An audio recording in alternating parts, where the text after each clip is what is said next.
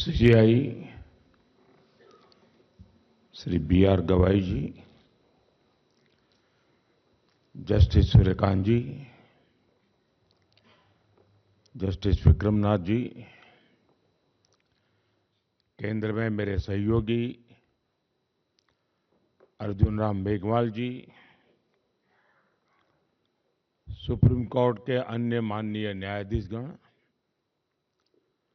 High court के मुख्य न्यायाधीशगण, देवी और सज्जनों,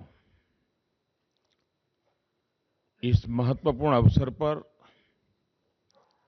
आप सभी के बीच उपस्थित होना बहुत विशेष है। लीगल एंड डिलीवरी मैकेनिज्म की मजबूती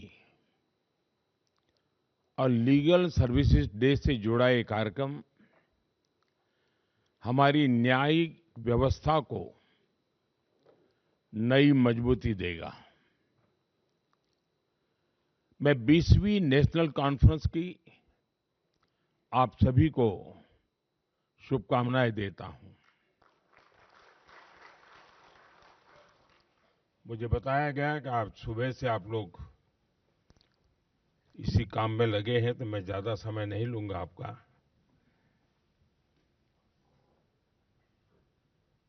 मैं यहां उपस्थित डिग्नेटरीज, न्यायपालिका के सदस्यों और लीगल सर्विसेज अथॉरिटीज का अभिनंदन करता हूं। साथियों, जब न्याय सबके लिए एक्सेसिबल होता है,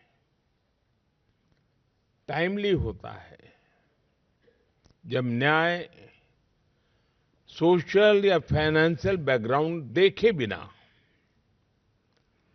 हर व्यक्ति तक पहुंचता है, तभी वो सामाजिक न्याय की नींव बनता है। लीगल एड इस बात में बहुत महत्वपूर्ण भूमिका निभाती है कि न्याय सबके लिए एक्सेसिबल हो। नेशनल लेवल से लेकर तालुका स्तर तक लीगल सर्विसेज अथॉरिटीज, न्यायपालिका और सामान्य मानवी के बीच सेतु का काम करती है।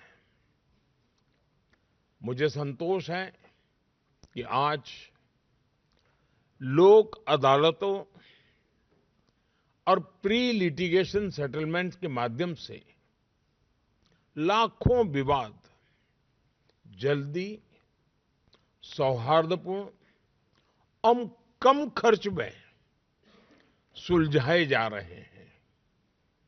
भारत सरकार द्वारा शुरू किए गए legal aid defence council system के तहत केवल 3 साल में लगभग 8 लाख क्रिमिनल केसेस का निपटारा किया गया है।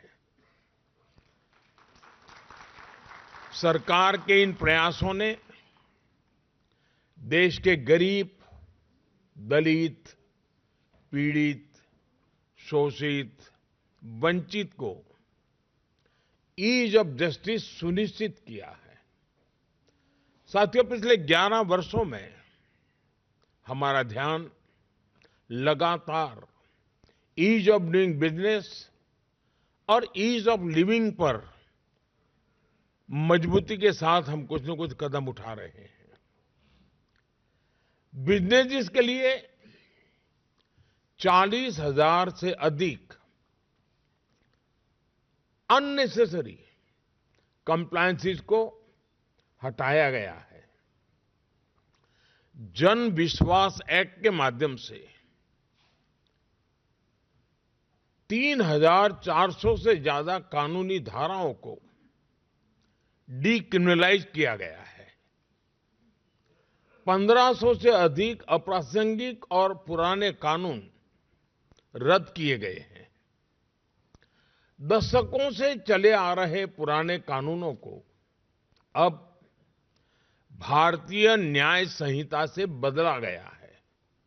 और साथियों, जैसा मैंने पहले भी कहा है, ईज ऑफ डूइंग बिजनेस और ईज ऑफ लिविंग तभी संभव है जब ईज ऑफ जस्टिस भी सुनिश्चित हो।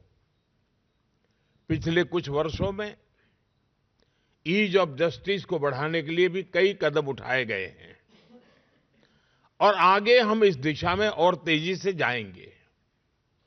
साथियों, इस साल नालसा यानी नेशनल लीगल सर्विस अथॉरिटी के 30 वर्ष पूरे हो रहे हैं। इन 3 दशकों में नालसा ने न्यायपालिका को देश के गरीब नागरिकों तक जोड़ने का बहुत महत्वपूर्ण प्रयास किया है। जो लोग लीगल सर्विसेज अथॉरिटीज के पास पहुंचते हैं, अक्सर उनके पास न रिसोर्सेज होते हैं, न रिप्रेजेंटेशन होता है और कभी तो उम्मीद भी नहीं होती। उन्हें उम्मीद और सहायता देना ही सर्विस शब्द का सच्चा अर्थ है और नालसा के नाम में भी ये मौजूद है। इसलिए मुझे पूरा विश्वास है कि इसका हर सदस्य प्रेजेंस और प्रोफेशनलिज्म के साथ अपना काम जारी रखेगा। साथियों, आज हम नालसा का community mediation training module launch कर रहे हैं। इससे हम भारतीय परंपरा की उस प्राचीन विद्या को पुनर्जीवित कर रहे हैं जिसमें संवाद और सहमति के माध्यम से विवादों का समाधान किया जाता था।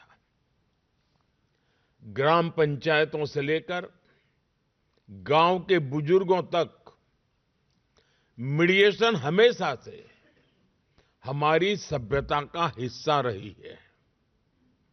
नया मीडिएशन एक्ट इसी परंपरा को आगे बढ़ा रहा है, उसे आधुनिक स्वरूप दे रहा है।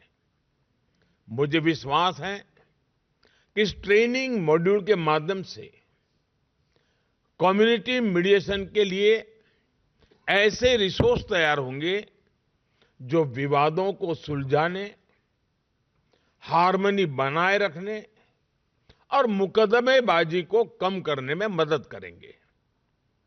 साथियों, टेक्नोलॉजी निश्चित तौर पर एक डिसरप्टिव शक्ति है, लेकिन अगर उसमें प्रो पीपल फोकस हो तो वही टेक्नोलॉजी लोकतांत्रिकरण की शक्ति बन जाती है। हमने देखा है कि कैसे यूपीआई ने डिजिटल पेमेंट्स में क्रांति ला दी। आज छोटे से छोटे वेंडर्स भी डिजिटल इकोनॉमी का हिस्सा बन गए हैं। गांवों को लाखों किलोमीटर ऑप्टिक फाइबर से जोड़ा गया है। अभी कुछ सप्ताह पहले ही ग्रामीण इलाकों में एक साथ लगभग 1 लाख मोबाइल टावर शुरू हुए हैं। यानी टेक्नोलॉजी आज इंक्लूजन और एम्पावरमेंट का माध्यम बन रही है। जस्टिस डिलीवरी में ई कोर्ट्स प्रोजेक्ट भी इसका एक शानदार उदाहरण है। ये दिखाता है कि कैसे टेक्नोलॉजी जुडिशियल प्रोसेस को आधुनिक और मानवीय बना सकता है। ई फाइलिंग से लेकर इलेक्ट्रॉनिक समन सर्विस तक, वर्चुअल हियरिंग से लेकर वीडियो कॉन्फ्रेंस तक, टेक्नोलॉजी ने सब कुछ आसान कर दिया है। इससे न्याय मिलने का रास्ता और आसान हुआ है। आप सभी परिचित हैं, इस प्रोजेक्ट के तीसरे चरण के बजट को बढ़ाकर 7,000 करोड़ रुपए से ज्यादा किया गया है। ये इस प्रोजेक्ट के प्रति सरकार के स्ट्रांग कमिटमेंट को दिखाता है। साथियों, हम सभी ये भी जानते हैं कि लीगल अवेयरनेस का क्या महत्व होता है। एक गरीब व्यक्ति तब तक न्याय नहीं पा सकता जब तक उसे अपने अधिकारों का ज्ञान न हो, वह कानून को न समझे और सिस्टम की कॉम्प्लेक्सिटी से डर महसूस करता रहे। इसलिए कमजोर वर्गों, महिलाओं और बुजुर्गों में लीगल अवेयरनेस को बढ़ाना ये हमारी प्राथमिकता है। आप सभी और हमारी अदालतें इस दिशा में निरंतर प्रयास करते रहे हैं। मैं समझता हूं हमारे युवा, खासकर लॉ स्टूडेंट्स, इसमें ट्रांसफॉर्मेटिव रोल निभा सकते हैं। अगर युवा लॉ स्टूडेंट्स को प्रोत्साहित किया जाए कि वे गरीबों और गांव में रहने वाले लोगों से जुड़े, उन्हें उनके कानूनी अधिकार और लीगल प्रोसेस समझाएं, तो इससे उन्हें समाज की पल्स को सीधे महसूस करने का अवसर मिलेगा।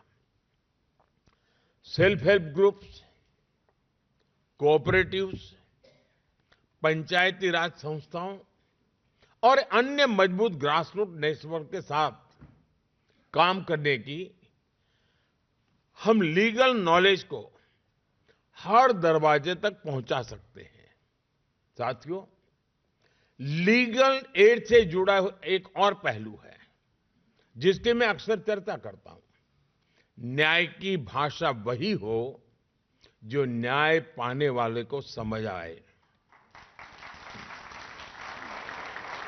इसका ध्यान जब कानून को ड्राफ्ट किया जाता है तब रखना बहुत जरूरी है।